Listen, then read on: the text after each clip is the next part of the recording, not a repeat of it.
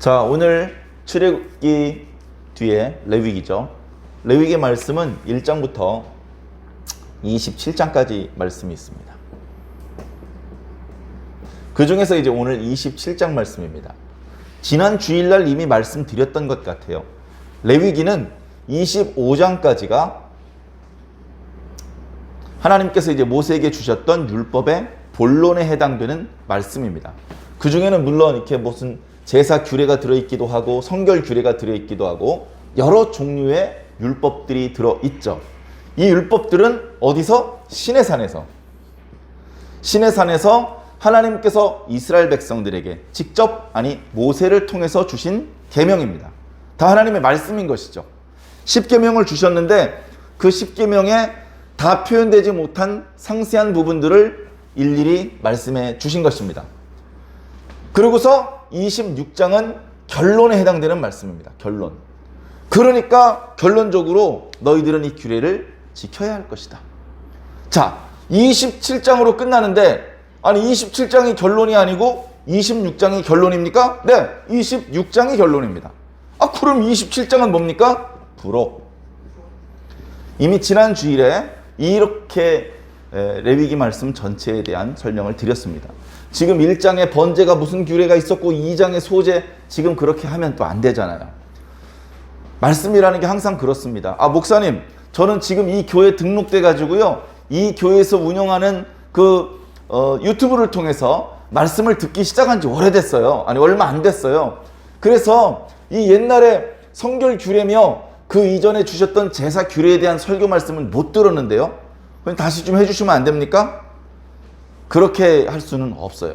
이 말씀이라는 건요, 여러분, 제가 신앙생활을 오래 하다 보니까 깨달은 게 있는데요. 말씀은 살아있습니다. 말씀은 살아있어요. 목사가 하는 말이 말씀인데 그게 아닙니다. 말씀은 목사가 하는 말이지만 그렇게만 표현하기에는 좀 부족해요. 말씀은 목사가 하는 말이지만 목사가 마음대로 컨트롤할 수가 없습니다. 거꾸로 말씀이 목사를 컨트롤합니다. 그래야 진짜 말씀입니다. 목사가 자기가 하는 말을 다 자유자재로 컨트롤할 수 있으면 그건 사람의 말이지 하나님의 말씀이 아닙니다. 목사도, 참 목사는, 참된 하나님의 말씀을 증거하는 하나님의 일꾼은 내 마음대로 말씀을 재단하는 것이 아니고 말씀의 지배를 받습니다. 말씀이 시키는 대로 해야 돼요. 그러니까 목사가 하고 싶은 말을 할 수 있는 것이 아니고 내가 이런 말을 해야지 하면서 예배 전에는 심중에 생각을 하고 나름대로 계획을 세우고 올라왔더라도 결국은 강단에 서서 말씀이 그 목사가 미리 준비했던 것보다 더 강하게 역사를 하시면 본래 생각했던 말씀은 선포하지 못하고 갑작스럽게 하나님께서, 성령님께서 그날 말씀을 전하는 목사님의 마음에 감동이 되고 그 순간에 떠오른 말씀이 선포되도록 역사를 하시면 그게 진짜 하나님의 말씀이 되는 것이죠. 말씀이 살아있어요. 그리고 이 말씀은 무생물이 아니야. 살아있어. 생물. 그리고 인격이 있어. 그래서 스피커에서 음악 소리가 나면요, 청력에 문제가 없는 사람은 다 그 소리를 듣습니다. 그죠? 특별히 듣지 않기 위해서 소리를 차단하는 것으로 귀를 막지 않는 이상 의도했던 의도하지 않았던 다 그 소리를 들어요. 말씀은 달라. 말씀은 달라요. 말씀은요, 나 저 사람에게 들려야지, 나 저 사람의 마음속에 들어가야지, 나 저 사람의 영혼 속으로 들어가야지, 이 사람 속엔 안 들어가야지. 말씀이 원하는 대로 하십니다. 강단에서는 똑같이 모두가 말씀을 들을 수 있도록 선포합니다. 예배실이 크고 성도들이 많으면 음향기기를 좀 더 적극적으로 사용을 하겠죠. 그래서 스피커를 통해서 더 확성된 목소리로 더 목사님의 말씀을 잘 들을 수 있는 장비를 통해서 큰 소리로 말씀이 선포되더라도 이 말씀 자체가 살아있고 인격적인 존재이기 때문에 들어가고 싶은 사람 속에만 들어가요. 똑같이 예배실에 앉아 있습니다. 앞줄도 뒷줄도 아니고 나란히 앉아 있습니다. 그럼에도 불구하고 어떤 사람은 말씀이 그 속에 쑥 들어와서 눈물이 콸콸콸 쏟아지고 옆에 있는 사람은 졸고 머리통 긁고 핸드폰 또닥거리다가 집에 갑니다. 귀로 뭐가 들리긴 했는지 모르겠어요. 근데 그 말씀이 들은 게 아닙니다. 말씀은 귀를 간지럽히는 정도로 그렇게 미미한 능력이 아니에요. 말씀은 죽을 수밖에 없는 영혼을 살리고 잠자는 영혼을 흔들어 깨우고 성도를 가만히 있지 못하게 펄쩍펄쩍 뛸 수밖에 없게 만드는 강력한 능력이 들어있습니다. 말씀이 들어갔는데 말씀을 듣기 전과 말씀을 들은 후 아무런 미동의 변화가 없다. 말씀 안 들어간 거예요. 말씀이 들어갔으면요, 발등에 도끼가 찍히면 좀 불똥이 떨어진 것처럼 가만히 있을 수가 없어요. 말씀이 들어가면 아 뜨거! 마치 불이 떨어지면 그렇게 소리 지르는 것처럼 은혜를 받으면 주여 제가 헌신하겠습니다. 제 걸 다 주님께 드리겠습니다. 제가 주님 대신 죽겠습니다. 시키지도 않았는데 자꾸 그렇게 스스로 서원하고 자원하는 목소리들이 나오게 됩니다. 그건 거짓이 아닙니다. 하나님께서 감동을 주시기 때문에 자발적으로 그런 말을 하게 되는 것이죠. 교회 헌금은요, 목사님이 강요하는 게 아니에요. 장로님이 옆구리를 찔러서 하는 게 아닙니다. 말씀이 들어가면 헌금하는 겁니다. 제가 헌금에 대해서 그런 말씀 드렸던 기억이 납니다. 어떤 성도가 저한테 찾아와서 목사님 11조 꼭 해야 됩니까? 이러고 물어봐요. 제가 뭐라고 대답할 것 같습니까? 저도 바보 멍청이 팔푼이가 아니잖아요. 저의 말을 들을 사람의 심령을 먼저 살펴보고 그 사람이 감당할 수 있게 말을 해주는 겁니다. 어떤 종류의 사람이 오든 똑같은 답을 던져주는 건 로봇이고 기계죠.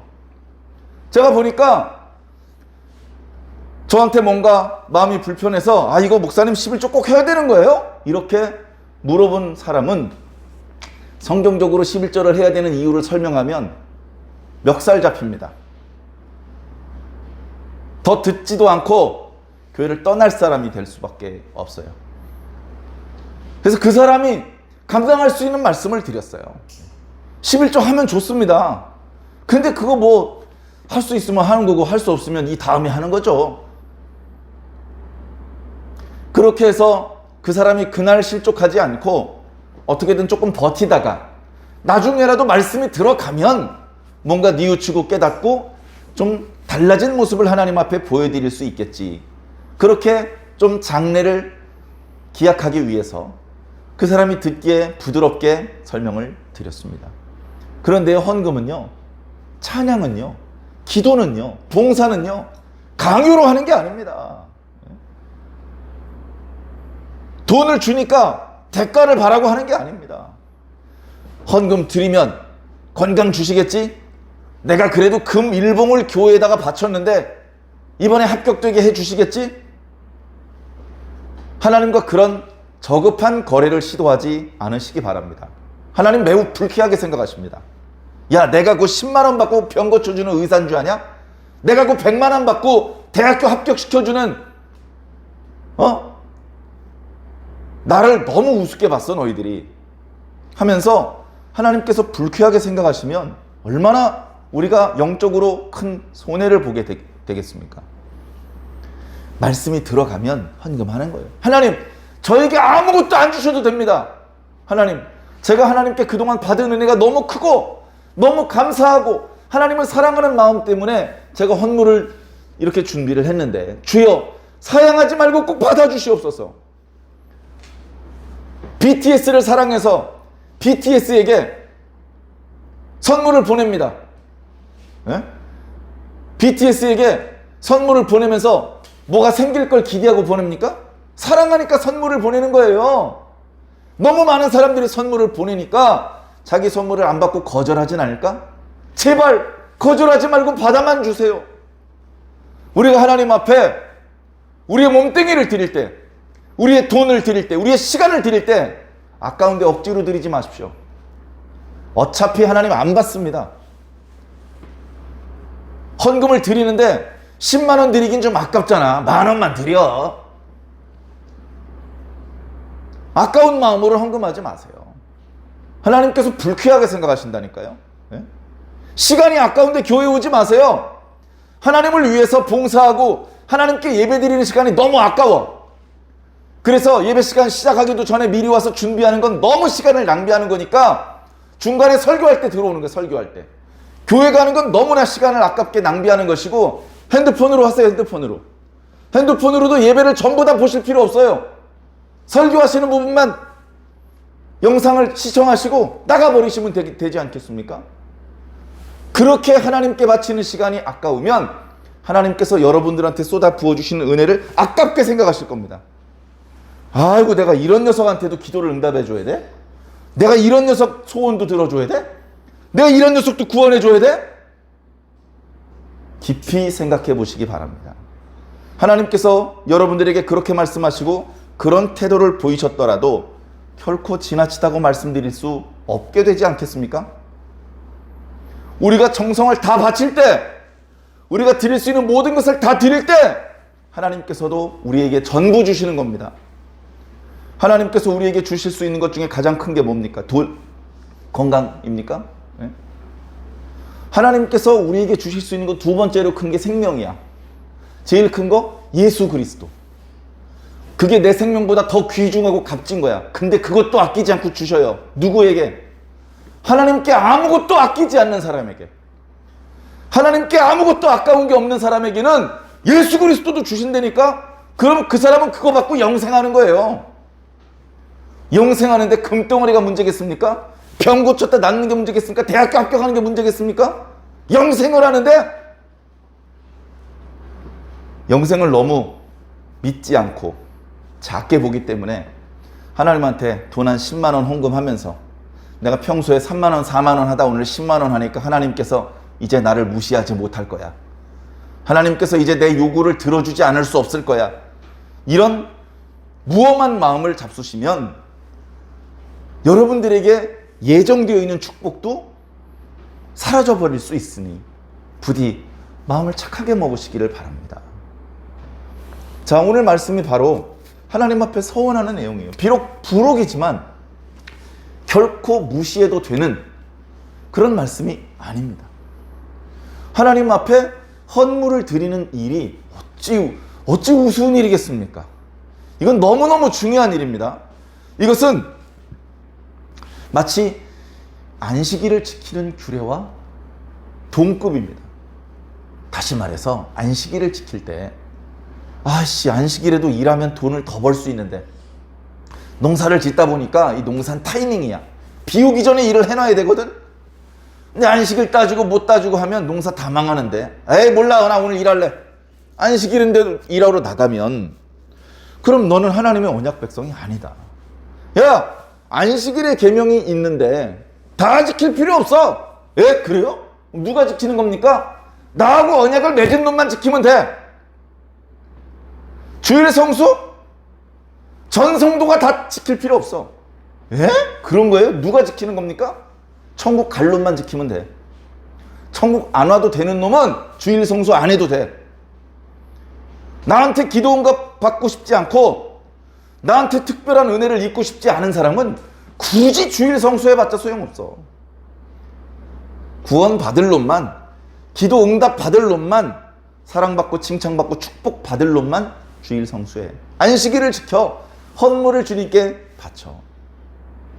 그래, 주일 지키면, 주일을 거룩히 지키면 구원받는구나. 기도도 응답받고, 야 좋다. 그런 결과를 보고 주일날 오는 것은 지키는 게 아니에요. 하나님과 언약을 맺었기 때문에 지키는 겁니다. 저는 하나님과 언약을 맺은 언약 백성입니다. 그렇기 때문에 오늘 일을 하면 어쩌면 돈을 더 많이 벌 수 있을지도 모르지만 저 오늘 일 안 할 겁니다. 왜? 언약 백성이니까. 그래서 저는 일 안 하고 오늘 일을 쉬면서 하나님께 집중할 겁니다. 하나님께서 나를 위해서 베풀어 주셨던 은혜를 기억하고 하나님께서 주셨던 여러 말씀들을 기억하고 하나님께 가서 제사 드리고 예배 드리고 오늘 하루는 일상의 일을 내려놓고 하나님께만 집중하는, 그래서 나도 모르게 조금 느슨해진 내 마음을 더 허리띠를 졸라 매듯이 더 마음을 더 집중시켜서 조금은 약해진 내 믿음을 더 굳건하게 만드는 날로 삼을 것입니다. 왜? 그렇게 하면 복 받니? 그렇게 하면 돈이 더 생기니? 사실은 그렇게 하면 약간 돈은 손해를 봅니다. 그런데 왜 그렇게 해? 내가 하나님과 언약을 맺었거든요. 저는 하나님의 언약 백성이거든요. 저는요, 돈 좀 덜 벌어도 됩니다. 저는 하나님과의 언약 관계를 유지시키는 게 돈을 조금 더 버는 것보다 더 중요합니다. 그런 마음이 있는 사람만 안식일을 지키는 거예요.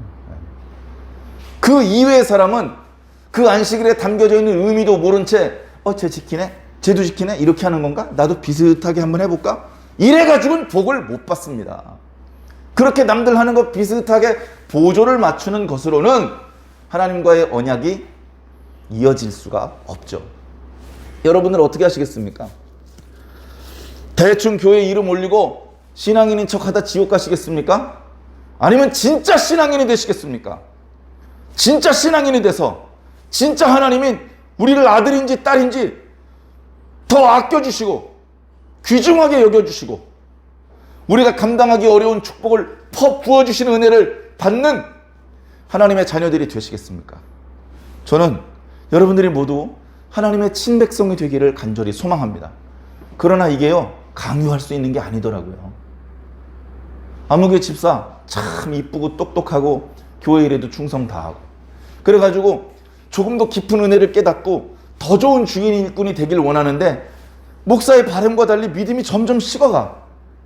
예배 시간에 와서 자꾸 졸고 기도를 시켜보면 기도도 전에 잘했는데 지금 더 버벅거리고 있고 그러더니 교회를 빠지는 날이 많아지고 그 성도를 향해서 목사가 기대하고 바라는 게 있는데 그 바람대로 되지 않습니다. 개인적으로 불러내서 목사가 밥값을 내가면서 밥을 사 먹이면서 집사님 왜 이러세요? 예전 같지 않게. 집사님 좀 분발합시다. 내가 집사님 위해서 기도 많이 하고 있어요. 아무리 기도를 많이 해줘도 본인이 목사님 바쁘실 텐데 뭘 저를 위해서 기도하십니까? 저 그냥 제가 알아서 잘하고 있으니까요. 목사님 볼일 보세요. 목사님 저 말고도 이렇게 돌봐야 될 교인들이 많잖아요. 저는 때 되면 다시 돌아오니까 걱정하지 마시고요. 저 신경 쓰지 마세요. 목사는 성도들이 더 믿음이 좋아지길 바랍니다. 믿음이 더 뜨거워지길 바랍니다. 근데 목사의 바람과 달리 믿음이 약해지는 성도도 있는 법입니다. 그것을 목사가 일일이 다 강제로 믿음이 좋아지게 만들 수는 없습니다. 그러니 목사가 강요할 수 없으니 여러분들 스스로 잘 지혜롭게 분별하여 판단을 내리시기 바랍니다. 이도저도 결정하지 않고 가만히 있으면 부정적인 결정을 내리고 있는 것입니다. 너무 하나님으로 하여금 많이 기다리시게 하지 마시고 빨리 결정을 내리시기 바랍니다. 하나님께서 원하시는 좋은 편을 선택하시기 바랍니다. 자, 그래서 27장은 부록이라고는 표현했으나 그 말씀의 내용은 결코 가볍지 않은 내용입니다. 우리는 하나님의 백성이기 때문에 하나님의 말씀을 지켜야 됩니다. 하나님의 말씀을 지킬 때는 마지못해서 어거지로 벌받기 싫으니까 그런 태도로 지키는 것이 아니고 어떤 보상을 받을 것을 기대하고 지키는 것이 아니고 내가 하나님의 언약 백성이니까 당연히 지키는 거야. 야, 우리가 하나님 앞에 돈 들여서 홍해 갈라 주신 거야? 우리가 하나님 앞에 뇌물 써가지고 우박이 쏟아진 거였어? 그냥 하나님께서 그냥 공짜로 주신 거잖아. 다 하나님 그거 왜 주신 거야? 아브라함하고 언약을 맺으셨기 때문에, 이삭하고 야곱하고 언약을 맺으셨기 때문에 아무 대가가 없었는데도 불구하고 그냥 해주신 거야. 그렇다면 내가 하나님하고 언약을 맺은 관계인데 대가를 바라고 안식일을 지켜? 대가를 바라고 헌금을 한다고? 그건 좀 말이 안 되잖아. 여러분, 시골에 어머니 보러 갈 때 대가를 보고 가는 겁니까? 내가 엄마한테 용돈 5만 원 찔러줬는데 뭐야, 감자 2개가 뭐야, 한 상장 줘야지. 이런 식으로 하면 나 안 와? 부모님하고 관계가 그딴 관계밖에 안 됩니까? 인간끼리도요, 그런 생각을 가지고 있으면 불효자, 아주 엄하게 욕을 합니다. 예? 여러분들 자녀가 그런 불효자가 되길 바라십니까? 아무도 그걸 바라지 않죠? 그렇다면 우리도 하나님 앞에 그런 못돼 먹은 백성이 되면 안 되잖아요. 예? 우리가 그런 위대한 선지자나 뭐 엄청나게 공로가 큰 일꾼은 혹시 못 되더라도 그렇게 못돼 먹은 놈은 최소한 안 됐으면 좋겠습니다. 예? 강단에 서니까요, 절제를 해야 돼, 절제. 예? 그래서 더 심한 표현이 있는 걸 알지만 특히 강단에서는 최소한 미련하지 않은 사람이 됐으면 좋겠습니다 라고 지난 주일에도 꾹 참고 완고한 이렇게 순화된 표현을 드렸던 것처럼 때로는 그게 참는 게 좀 어렵지만 그래도 어쩔 수 없죠. 자, 오늘 말씀에는요, 하나님 앞에 요즘 표현대로 헌금 드리는 얘기입니다. 헌금. 자, 예전에 돈이 있었을까요? 없었을까요? 없었어요. 돈이 중앙은행도 없고 화표를 발행해주는 공식적인 기관도 없어요. 없으니까 보통 금이나 은을 무게 단위로 환산합니다. 그러니까 과거에는 무게의 단위가 그 현찰의 단위예요. 1데나리온이니 1세겔이니 그게 결국 무게의 단위인 거예요. 금 1달란트하고 은 1달란트는 가격이 당연히 다르겠죠. 그러니까 그것은 화폐의 단위이기 이전에 이미 무게의 단위였던 것이죠. 그래서 우리가 하나님 앞에 헌금을 드리는데 과거에는 돈이 따로 없었기 때문에 다른 방법으로 하나님 앞에 헌금을 드려요. 오늘 그 말씀을 좀 드리겠습니다. 자, 헌금이 두 가지가 있어요. 제가 그냥 편의상 그렇게 기준을 나누어서 설명드리는 것이 아니고 오늘 우리가 읽은 말씀 1절부터 24절까지는 자원하는 거예요. 자원하여 드리는 헌금. 그런가 하면 25절 이하에는요, 의무적으로 드려야 되는 헌금입니다. 의무적으로. 차이는 뭐죠? 자원해서 드리느냐, 의무적으로 드리느냐. 의무적으로 드리는 건요, 안 드리면 범죄입니다. 자원하며 드리는 건요, 안 드려도 돼요. 하나님께서 너 왜 자원 헌금 안 했어? 야단치지 않으십니다. 안 해도 된다고요. 근데 백성들이 다 똑같지 않다니까요. 여러분, 백성들이 다 똑같지 않아요. 여러분, 이 구약시대 얘기하니까 너무 이렇게 동떨어진 얘기를 하는 것 같으니까 오늘 우리들의 얘기를 한번 해봅시다. 자, 우리가 지금 교회 다니잖아요. 네, 교회 다니는 분 많습니다. 약간씩 교회 분위기도 다르고 또 뭐 교단도 좀 다를 수 있고 그렇지만 다 비슷해요. 다 똑같은 예수님 믿고 성경 믿습니다. 그러면 교회를 다니는 우리들은 어떤 헌금이 의무적으로 드려야 되는 헌금입니까? 어떤 헌금이? 자, 기본적으로요, 믿음이 없는 사람한테는 아무 얘기를 할 게 없어. 네? 내가 명절에 엄마를 만나러 가요. 근데 나도 가고 우리 형도 가고 우리 동생도 가.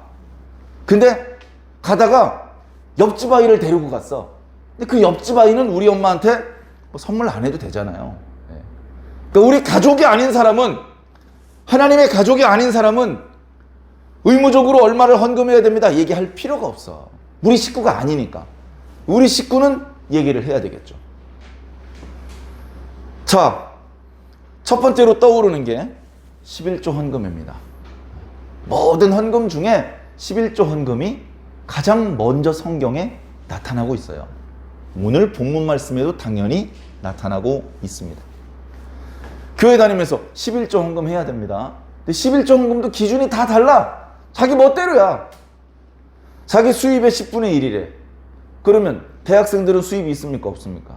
없죠. 용돈을 받는 대학생은 용돈의 10분의 1 드리면 되는데 용돈 같은 거 없는 대학생은 어떡하라고. 그래서 저 대학생 때는 지출의 10분의 1을 드렸습니다. 내가 한 달 동안 쓰는 돈이 있잖아. 교통비로도 나가고 밥값으로도 나가고 여러 가지. 그래서 한 달 동안 내가 지출을 12만 원을 했으면 12,000원을 내가 11조 헌금을 드려야 되는 거죠. 내가 고정적인 수입이 없어도 내가 그 정도 지출을 하고 산다면 그 내가 지출했던 돈은 어느 경로를 통해서 얻었든지 하나님께서 주신 거다. 그렇게 믿음으로 받고 지출의 10분의 1을 저는 하나님 앞에 드렸었습니다.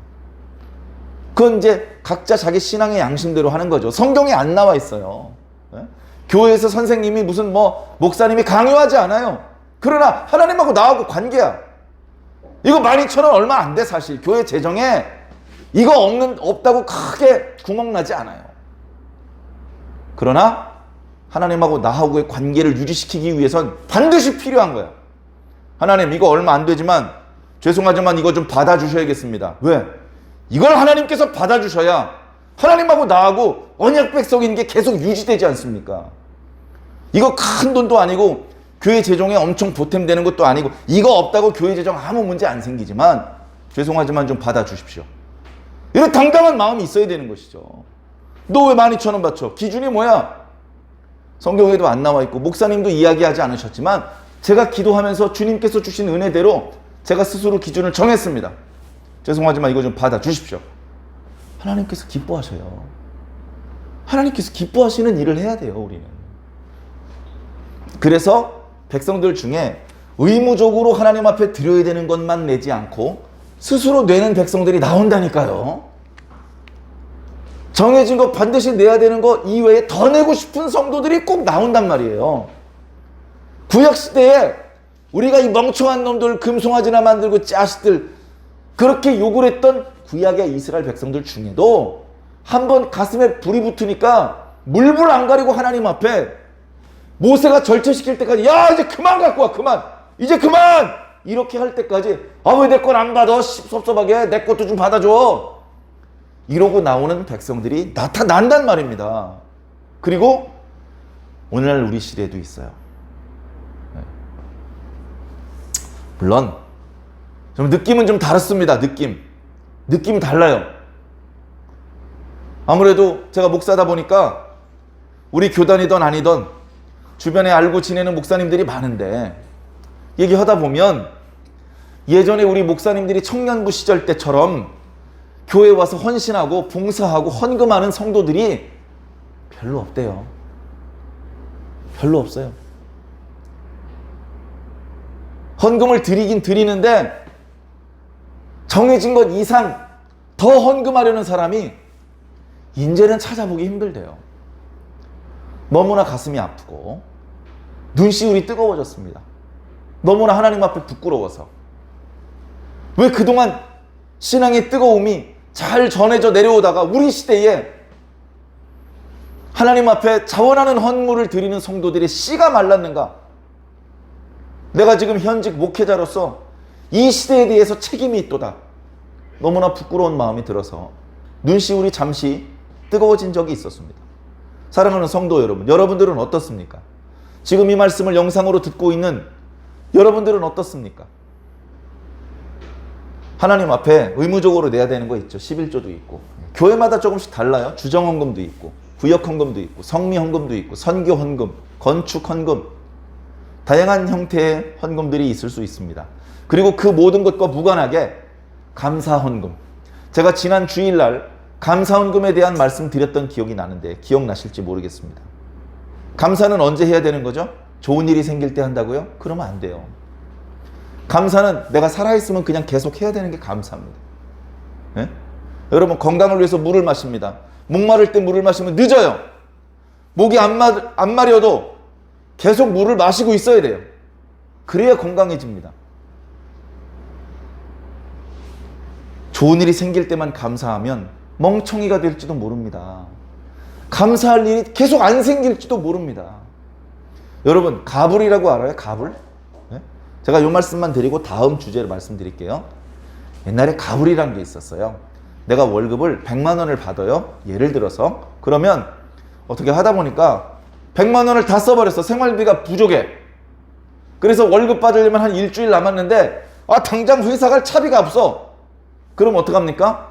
회사에 가서 다음 달 월급 일주일 먼저 달라고 얘기해요. 그걸 가불이라 그래요. 네? 그러면 회사에서 이제 가불해 줍니다. 그러면 이제 그 가불을 한 돈 가지고 한 달하고 일주일을 살아야 돼. 더 아껴서 살아야 되는 거죠. 어렵긴 하지만 그래도 회사에서 그래도 이 직원이 회사에 오랫동안 근무를 해서 성실하게 일을 했고 하니까 지금 한시적으로 이번 달은 가불을 해주기로 해주는 거예요. 자, 근데 하나님께도 가불이 있습니다. 하나님께도. 예를 들면 좋은 일이 생기면 감사하는 게 아니고요. 감사를 하면 좋은 일이 생기는 수가 있단 말이죠. 또 항상 그런 일이 생길 거라고 이게 무슨 법칙인데 왜 이 법칙이 안 통하냐고 저한테 항의하지 마세요. 감사는요. 좋은 일이 생길 것으로 예상될 때 좋은 일을 해주시기로 약속이 되어 있을 때 하는 게 아니에요. 좋은 일이 일어난 다음에 하는 게 아니에요. 그냥 항상 하는 거라니까요. 그냥 항상 해야 돼요. 그게 진짜 감사합니다. 항상 하는데 왜 못하러 해? 무슨 아무 일도 없었는데? 아무 일도 안 생겼는데요. 특별한 좋은 일도 안 좋은 일도 안 생겼는데요. 내가 지금 여전히 하나님의 언약 백성이잖아요. 이게 감사할 일이 아닌가요? 감사하셔야 됩니다. 감사하셔야 됩니다. 자, 우리도 똑같아요. 의무적으로 하나님 앞에 드려야 될 건 당연히 드려야 됩니다. 엄밀하게 하나도 빠뜨리지 않고 하나님 앞에 드려야 됩니다. 그리고 그 이외에 이걸 다 드렸는데도 부족해. 하나님께서 나한테 주신 이 은혜에 대해서 감사를 표현해야 되는데 이것만 가지고는 다 표현이 안 돼. 아무리 찬양을 많이 불러도 하나님의 은혜가 다 표현이 안 돼. 아무리 기도를 하고 아무리 감사를 하고 아무리 봉사를 해도 하나님께서 나한테 주신 은혜가 다 보답이 안 돼. 그래, 이거 해봤자 100% 다 하나님께 갚지 못할 걸 알면서도 또 하는 거. 그게 헌금인데요. 그러다 보니 의무적으로 드려야 되는 것 이외에 스스로 원해서 이건 안 드려도 되는데 율법에 이걸 해야 된다고 명시된 게 아닌데 그럼에도 불구하고 스스로 원해서 하나님 앞에 헌금을 드리게 되는 것입니다. 헌금을 드리는 겁니다. 네? 그 성경에 기준이 없는데 하나님께서 자원하려는 사람이 있을 테니 그럴 경우에는 이런 방법으로 해라고 방법만 알려주신 거예요. 네? 다 이렇게 하라는 말이 아닙니다. 자, 자원해서 하나님 앞에 뭔가 드립니다. 우리는 모든 걸 돈으로 환산해서 드리죠? 예? 돈이 편하잖아요. 과거에는 말씀드렸던 것처럼 화폐도 없고요. 중앙은행도 없고요. 뭐 물물 교환이고 물가가 올라갔다 내려갔다 뒤죽박죽입니다. 전쟁 한번 터지고 가뭄 한번 오면요. 물가라는 게 의미가 없어요. 그런 시대에 모든 것을 일정한 화폐로 그 가치를 매기기가 어려운 시대였기 때문에 옛날에는 그냥 현물로 드릴 수밖에 없었어요. 자, 드리는 방법이 일단 자기 몸입니다. 몸, 사람의 몸으로 드리는 거예요. 자, 내가 너무나 큰 은혜를 받았어. 내 몸을 하나님 받아주세요. 자, 이 몸뚱이 가지고 하나님께서 뭐 하겠어? 그걸 썰어 먹어야 돼? 불태워 버려야 돼? 그거 하나님께서 원하시는 방법이 아니죠. 그러면 최선의 방법이 성막에서 봉사를 하는 거예요. 성막에서 허드렛 일, 쓰레기라도 치우고. 그런데 사실 성막에서 그것이 허드렛 일처럼 보이더라도 성막에서 하는 모든 봉사는 레위 사람들에게 전적으로 맡기셨어요. 그래서 성소에서는 제사장이 주로 일하고 많은 레위 사람들이 그 성막을 봉사를 했습니다. 다른 지파 사람들은 그렇게 하고 싶어도 하나님께서 허락을 안 하셨어요. 레위 사람한테 일방적으로 성소에서 봉사할 수 있는 특권을 주셨어요. 어떡하지 근데? 내가 은혜를 많이 입어서 하나님 앞에 감사하고 싶은데 드릴 게 없어. 내 몸을 드려야 되겠는데? 그럴 경우엔 네 몸에 값을 드려라. 값을. 돈으로 드리는 거예요. 돈으로 환산을 해서 드리는 거예요.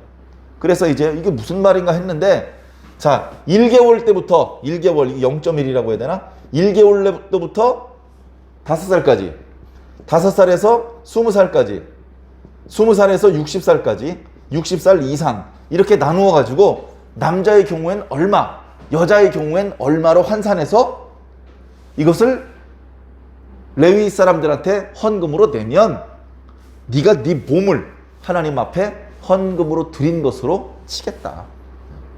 그렇게 안 해도 돼. 이 헌금 안 해도 되고 네 몸을 하나님께 안 바쳐도 되는데 네가 정이 드리고 싶으면 이런 방법으로 하면 된다라고 말씀하시는 거예요.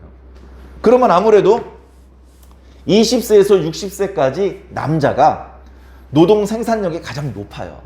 그래서 이 50세겔로 친 거예요. 여자는 대충 절반 정도, 30세겔. 여기 15세겔, 10세겔. 뭐 이런 식으로 조금씩 환산. 이거 지울게요. 이거 중요하지 않으니까. 중요한 건 뭐예요? 하나님께 받은 은혜가 커서 자기 몸을 하나님 앞에 바칠 수 있다. 그다음에 짐승을 바쳐. 짐승. 생축이라고 돼 있나? 생축. 하나님께 너무 감사해서 자기가 기르던 짐승을 바쳐요. 네? 그러면 하나님께서 받으시는 거예요. 그러면 끝나. 근데 좀 예외 규정이 있어요. 예외 규정은 중요한 게 아닙니다. 중요한 건 자원해서 하나님 앞에 헌금을 드리는 사람이 있다. 그 사람들은 잘 하는 거다. 꼭 해야 되는 건 아닌데 가슴이 뜨거워져서 하겠다는 걸 하나님께서 막지 않으신다. 방법을 알려주신다. 짐승을 바치면 받으면 되는데 짐승을 바치고 나니까 아이쿠 이거 드리면 안 되는 건데 이걸 괜히 바쳤네. 다른 짐승으로 바꿔서 바치면 좋을 것 같아. 바꾸려고 시도하면 둘 다 하나님께 드려야 돼요. 그래서 나중에 바꾼 거를 하나님 앞에 드리고 처음에 바쳤던 거는 제사장에게 돌립니다. 되찾아올 수는 없어요. 그런 이제 규례들을 주셨습니다. 생축으로 바칠 수도 있고 집으로 바칠 수도 있고 땅으로도 바칠 수 있습니다. 근데 집이나 밭 같은 경우는요, 그 사람 개인의 것이라기보다는 그 사람이 소속된 집안의 것이에요. 그래서 이것의 경우는 팔랐든지 뭐 뺏겼든지 희년이 되면 원래 주인에게 돌려줘야 돼. 그렇기 때문에 이것에 대한 규례는 좀 복잡해요. 왜냐하면 원래 주인을 살려줘야 되기 때문에. 내가 갑자기 은혜를 크게 받았어. 막 가슴이 뜨거워. 이대로 그냥 있으면 안 될 것 같아. 그래서 감사를 해야 되겠는데 드릴 게 없으니까 밭을 드리기로 했어. 그러면 하나님께서 밭을 싹 받아? 안 받으셔요. 밭을 안 받으신다고. 그 대신 그 밭을 잘 이용해서 그 밭으로 얻을 수 있는 소득을 받으시는 거예요. 그래서 그 소득이 기준이 보리를 한 호멜이라고 하는 것은 당나귀 한 마리가 실을 수 있고 끌고 갈 수 있는 무게예요. 오늘날로 하면 230리터 정도 된대요. 적은 양이 아니에요. 큰 드럼통 하나, 그거보다 조금 더 되는 양이에요. 그 정도 보리를 수확할 수 있는 땅이면 50세겔로 친다는 거예요. 50세겔. 50세겔. 그러니까 밭을 바치겠습니다만 밭을 바치지 말고 50세겔을 바치는 거예요. 보리 한 호멜을 추수할 수 있는 땅의 면적당 50세겔을 바치는 거예요. 자, 근데 희년에 따라서 이게 좀 달라. 희년이 10년 남았어요. 그러면 10세겔만 바치는 거예요. 왜? 이미 40세겔분은 지나갔거든. 자, 그런 거예요. 그리고 이 밭을 바쳤기 때문에 그 밭에서 난 소출은 하나님께 바치는 거거든요. 희년이 지나면 다시 내 걸로 돌아오는 거예요. 그런데 내가 하나님께 이미 바쳐진 밭을 아주 터무니없는 생각을 가지고, 아주 미련한 생각을 가지고 다른 사람한테 팔아버렸어요. 다른 사람한테 팔았어. 그러면 어떻게 되느냐? 그 다른 사람이 그 밭을 이제 샀으니까 그 밭에서 생산되는 걸 자기가 가져가야 돼요. 네? 그런데 희년이 되면 그 밭을 산 사람도 그 밭을 소유하지 못하고 그 밭의 원래 주인도 밭을 소유하지 못하고 이건 영원히 제사장의 것으로 돌려줘야 돼요. 왜? 하나님께 지금 바친 것인데, 예? 하나님께 일단 바쳐진 건요, 다시 죄송해요 하고 가져갈 수 없어요. 그것은 하나님께 이미 바쳐진 것, 그래서 하나님의 성물이 된 것, 그래서 이미 거룩해진 것을 아주 잘못된 방법으로 취급하는 것이기 때문에 하나님께서 곱게 넘어가지 않아요. 물론 조금 작은 거, 뭐 짐승이라든가 아니면 뭐 돈이라든가 이런 것들은요, 물을 수 있게 해줬어요. 무르다라는 표현이 오늘 본문에 몇 번 나와요. 네. 예를 들면 어린 양을 하나님께 바쳤어. 이 어린 양이 시가가 약 뭐 5만 원이야. 5만 원. 근데 죄송합니다. 이게 지금 제가 바칠 수 있는 상황이 아니었는데 제가 그만 어린 양을 바쳤네요. 죄송합니다. 다시 데려가겠습니다. 데려가고 싶으면 6만 원을 내고 데려가요. 6만 원을 내고. 5만 원짜리인데 6만 원을 내. 다시 말해서 원래 그 짐승의 값어치에다가 5분의 1을 덧붙여서 내고 가져가라. 집을 바쳤는데 죄송합니다. 집을 다시 제가 써야 될 것 같으네요. 이 집이 500만 원이야. 600만 원을 내고 가져가라. 그러니까 하나님께 이미 바쳐졌던 것은 원래는 돌려받을 수 없는데 하나님께서 백성들의 어떤 특별한 사정을 배려해 주셔서 그걸 다시 되찾아갈 수 있게, 물을 수 있게 기회는 주시는데, 그러나 이미 하나님께 바쳐졌던 거기 때문에 5분의 1을 가산해야 된다라고 말하는 겁니다. 그나마 물을 수 있도록 해주시는 것은요, 이 자원하는 헌물에 한해서예요. 의무적으로 바쳐야 되는데 죄송합니다. 다시 말도 안 되는 소리죠. 그래서 자, 집을 바치기도 하고 밭을 바치기도 합니다. 뭐 여러 가지 규례들이 나와요. 결국은 뭐냐? 이것은 자원하여 하나님 앞에 바치는 그런 헌물에 대해서 하나님께서 어떤 질서를 알려주시는 것이죠. 그렇게 해서 25절까지 하나님 앞에 자원해서 헌물을 드릴 수 있는 그런 어떤 방법들에 대해서 알려주십니다. 자, 26절부터는요, 의무적으로 하나님 앞에 바치는 것들이에요. 여긴 뭐 여러 가지가 있는데요. 간단하게 설명을 드리면, 첫 번째는 가축을 기를 때 처음 태어난 것은 하나님 것입니다. 그렇기 때문에 처음 태어난 것은 원래 하나님 앞에 드리는 거니까, 그거를 마치 내가 이번에 자원해서 짐승을 하나 바칩니다, 안 돼요. 그건 드릴 수가 없어요. 그건 원래 하나님 거고, 다른 거, 두 번째 태어난 거 이런 걸 끌고 와서 하나님 앞에 바쳐야 제대로 바치는 게 되는 것이죠. 처음 태어난 건 다 하나님 것이다.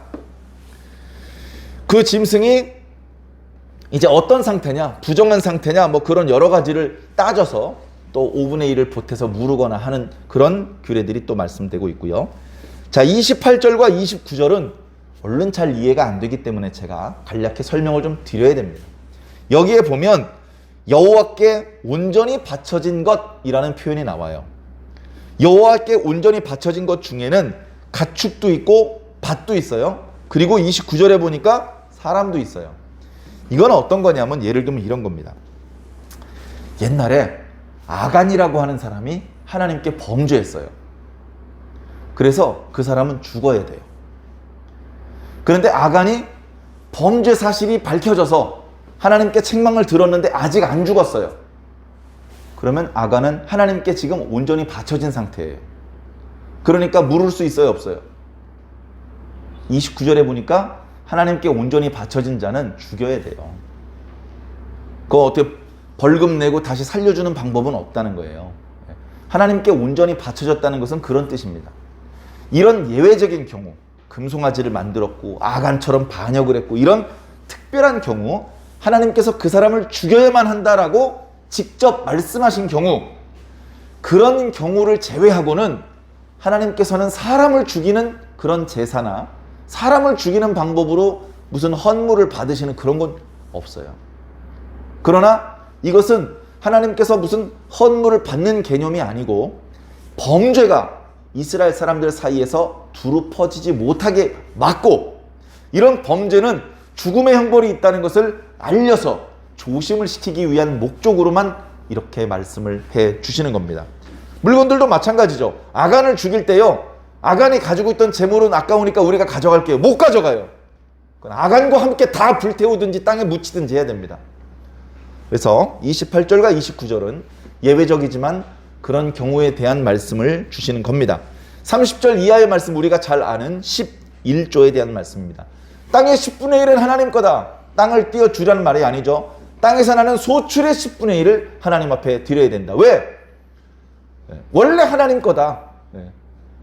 원래 하나님 거 드리면서 아이고 하면서 큰 소리 치고 11조 저 사람 10만 원 할 때 저 100만 원 11조 합니다고 어깨에 힘줄 수 있습니까? 원래 하나님 거였어요. 그거 원래 하나님 거, 원래 주인 원래대로 돌려드리는 게 뭐 그렇게 그 어깨에 힘주고 위세 떨고 콧대 세울 일입니까?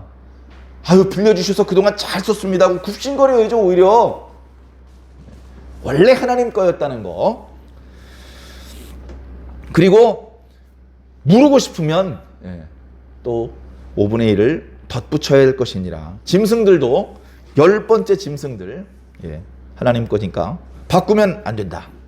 34절에 이제 레위기 말씀 전체를 마감하는 이 말씀들은 모두 하나님께서 이스라엘 백성들에게 시내산에서 모세를 통해서 주셨던 규례들이다. 이렇게 말씀하시는 것으로 레위기 말씀 전체가 마무리됩니다. 레위기 말씀은 하나님께서 백성들에게 주신 말씀입니다. 하나님께서 말씀을 주신 이유는 사랑하시기 때문에 그렇습니다. 백성들을 도와주고 싶고 복 주고 싶고 살려주고 싶고 용서받게 하고 싶고 고쳐주고 싶고 백성이 좋아지게 만들어주고 싶어서 그래서 주시는 말씀들입니다. 모든 하나님께서 하시는 일은 백성들을 구원하시는 일입니다. 그것을 구속이라고 우리가 표현을 하죠. 우리도 그 구속의 은혜를 따라서 오늘 이렇게 성도가 되었고 하나님의 백성이 되었습니다. 하나님께서 하시는 구속은 철저하게 인간을 향하고 있습니다. 하나님께서 하시는 모든 일은 인간을 위하여 하시는 일들입니다. 그런데 이 일을 하실 때 하나님께서는 인간을 통하여 일하십니다. 말씀을 전할 때도 하나님의 음성을 직접 들려주시는 것이 아니라 여러 가지로 불편하고 모자람이 많은데도 불구하고 사람을 통해서 말씀이 선포되게 하시고, 가난한 사람을 구제할 때도 하나님의 손이 직접 쭉 내려와서 그를 도와주시고 만져주시는 것이 아니라 여전히 부족하고 실수가 많지만 먼저 주님께 부름받은 어떤 사람들을 통해서 또 다른 약한 사람들을 구제하는 그런 일을 하시는 겁니다. 교회에 옛날 말로 성막에, 성전에 돈이 필요한 데가 많아요. 뭘 유지하고 보수하고 계속 그 시스템이 굴러가려면 계속대로 비용이 필요합니다. 그래서 이것은 하나님의 소유고 하나님과 관련된 일이기 때문에 비용을 하나님께서 직접 대시느냐? 아니요. 사람들로 하여금 그 비용을 내게 하십니다. 아이 참, 하나님 많이 가지고 계시다네. 되게 쪼잔하네. 아, 요 코딱지 같은 요 정도 돈도 없어가지고 우리들한테 돈을 걷어가? 돈이 없어서 그런 게 아니고요. 우리를 위해서 그러는 겁니다. 우리를 위해서. 우리에게 복 받을 수 있는 기회를 주시고 좋은 일에 참여할 수 있는 기회를 주시는 거예요.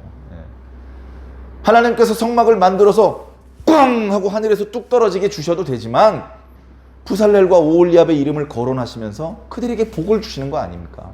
아이고, 야, 굳은 살에 몇 번이 떨어졌는지 모르겠네. 일 빡세게 쉬지도 못하고 일 겁나게 많이 시키네. 부살렐이 이렇게 불평하면서 일했을까요? 아니잖아요. 우리가 주의 일을 할 때, 우리가 주님께 헌물을 드릴 때 어떤 말을 하면서 어떤 표정으로 어떤 마음가짐으로 하는지가 그것을 드리는 그 금액의 양보다 중요합니다. 하나님께서는 우리의 마음을 원하시기 때문에 그렇습니다. 하나님께서 우리에게 주신 시간은 7분의 1만 하나님께 드리면 되고 물자는 10분의 1만 드리면 되지만 마음과 영혼은 100%를 다 드려야 된다는 것을 다시 한번 기억해 주시기 바랍니다. 하나님께서는 우리를 통해서 일하시기를 원합니다. 하나님께서는 우리를 통해서 찬양을 받으시기 원하고 우리를 통해서 당신의 꿈을 성취하시기를 원합니다. 그 놀라운 하나님의 역사 가운데 우리가 주인공으로 부름을 받았습니다. 여러 가지로 어려움이 있을지라도 낙심하거나 원망하지 마시고요. 하나님의 뜻을 깊이 묵상하시면서 그 뜻을 깨달아서 기쁨과 감사로 우리들의 삶을 채워가시기를 주님 이름으로 간절히 축원합니다.